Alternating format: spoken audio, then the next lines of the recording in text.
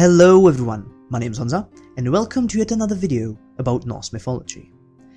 When it comes to the concept of wisdom today, we may think of something along the lines of intellectual experience, good common sense, and overall insight of the world.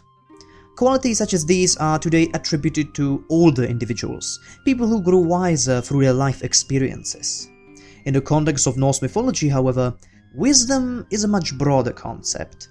It doesn't have to be a measure of intelligence necessarily, though it can be that and much more. Odin seeks wisdom on a regular basis, but that wisdom takes many shapes and forms. Most often, it takes form of knowledge and secrets revealed. However, this knowledge doesn't have to be of spells and incantations, for a simple gain of information is a highly valued commodity in the universe of Norse mythology, and those who know most about the universe are often considered the wisest. This is often a theme in Norse mythology. To prove that you are wise, you showcase how much you know. In the poem Vafthrûdnismál, Odin travels to the home of Vafthrûdnir, a giant who is well known for his wisdom.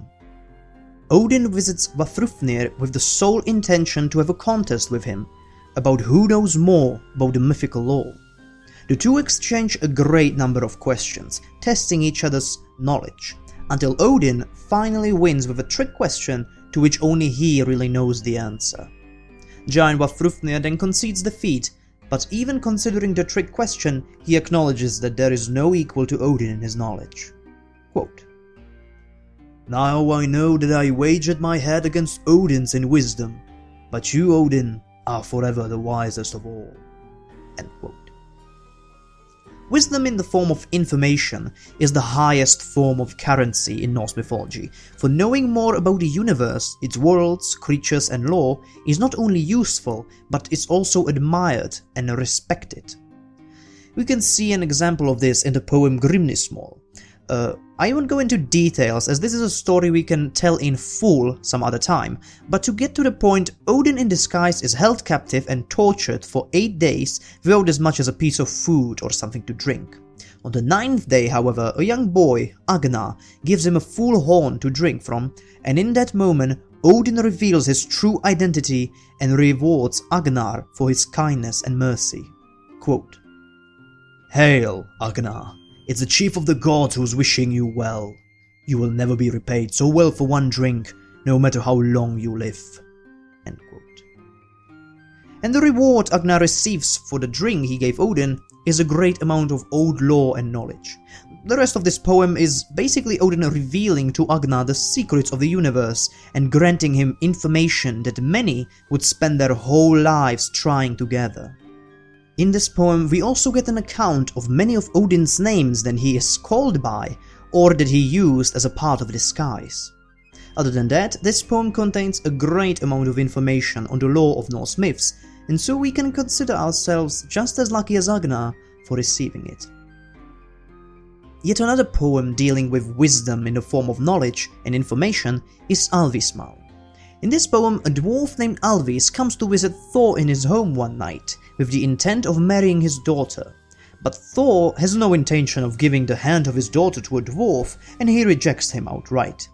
Alvis, however, insists, and so Thor declares that he will let the dwarf marry his daughter, but only if he can answer all questions he will ask him about various things in the 9 realms, more precisely, what each of those things he'll ask is called in each realm.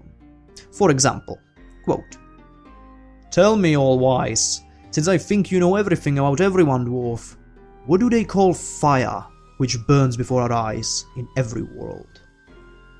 "Humans call it fire, Aesir call it flame, Vanir call it warmer, giants say the bold one, dwarves call it burner, mover is its name in hell." End quote. Thor poses many questions like this to Alvis, and when the dwarf finally answers them all, Thor congratulates him that he had never seen a creature so wise in lore of the worlds. However, he also reveals that he had only been stalling for time, and while Alvis was busy answering his questions, the night had passed and the sunlight that brings the dawn turns Alvis to stone. Yet another quality that classifies you as wise in Norse mythology is the ability to foresee the future.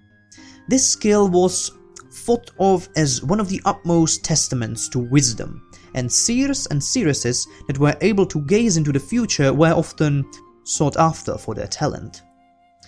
The dead are also very much inclined to know a great deal of hidden knowledge as well as what the future holds.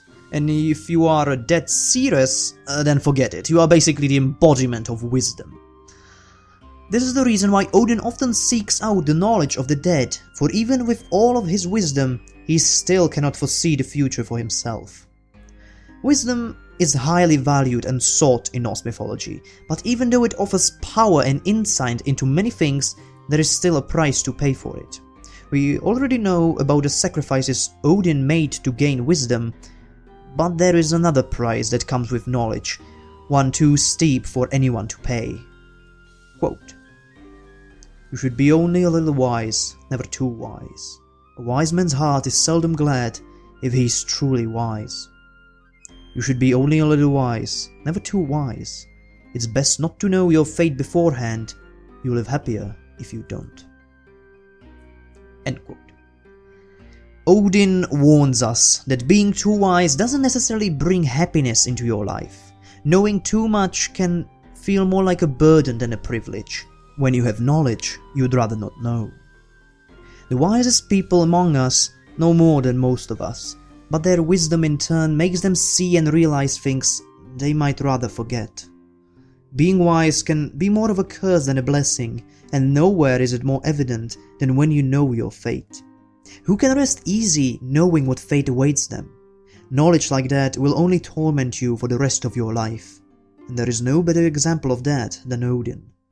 But I would be getting ahead of myself, because this would be all for today, and I bid you all farewell until next time.